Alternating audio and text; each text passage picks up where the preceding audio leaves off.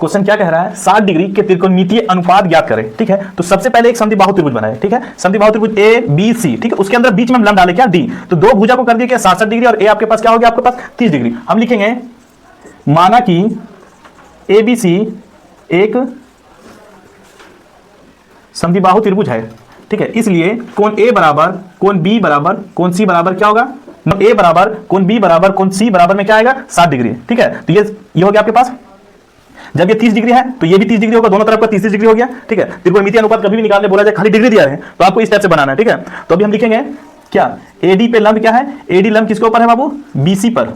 ठीक है, एडी लंब बीसी के ऊपर है, समझ गए हो।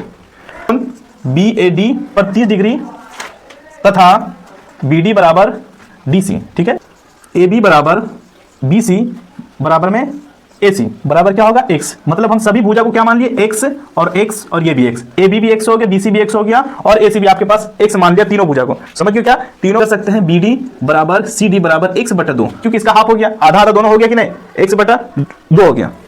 अब हम निकाल सकते हैं त्रिभुज ए बी डी में पाइथागोरस प्रमेय निकालेंगे हम, माइनस बी डी स्क्वायर।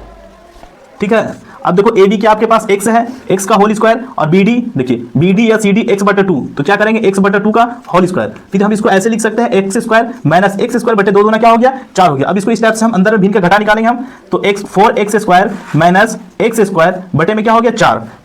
तो अभी हम 4x स्क्वायर में 1x घटा देंगे तो क्या बचेगा आपके पास, हमारे पास 3x स्क्वायर और बटे में क्या होगा 4। तो हम इसको इस टाइप से लिख सकते हैं √3x बटे में क्या 2 हो सकता है।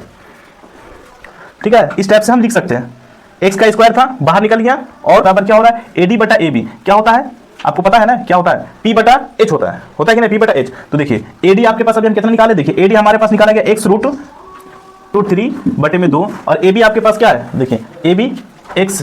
ठीक है, x हो गया, तो हम इसको इस टाइप से लिख सकते हैं हम x√3 बटे में 2, और ये क्या हो जाएगा 1/x, ये x और ये x कट जाएगा, तो क्या होगा √3/2। किसका आया, साइन 60 डिग्री का मान। अब साइन के बाद निकालते हैं कॉस का मान। ठीक है बाबू, cos 60 डिग्री का मान। ठीक है, तो cos 60 डिग्री बराबर क्या होता है, BD बटा AB क्या होता है बाबू, BD बटा x। तो हम इसको ऐसे लिख सकते हैं x/2 गुना में 1/x, तो ये x कटा तो क्या बच रहा है 1/2 बच रहा है। ठीक है, अब साइन 60 डिग्री निकला, cos 60 डिग्री निकला, अब tan 60 डिग्री का मान निकालते हैं, tan 60 डिग्री का। तो आपको पता होना चाहिए tan थीटा बराबर क्या होता है, P बटा B होता है। ठीक है, तो आपको इसके अंदर P क्या आपके पास, P आपका होता है परपेंडिकुलर AD।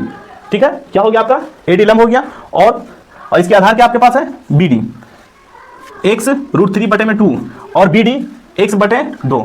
फिर देखो इसको इस टाइप से करते हैं, x √3 बटे में 2 गुने में क्या होगा 2 बटे में x। तो देखिए ये x और ये x कट जाएगा, 2 कट जाएगा, तो क्या बच रहा है √3 बच रहा है। ठीक है, तो अब देखिए आप इस प्रकार हम निकालते हैं साइन 60 क्या है आपके पास, देखो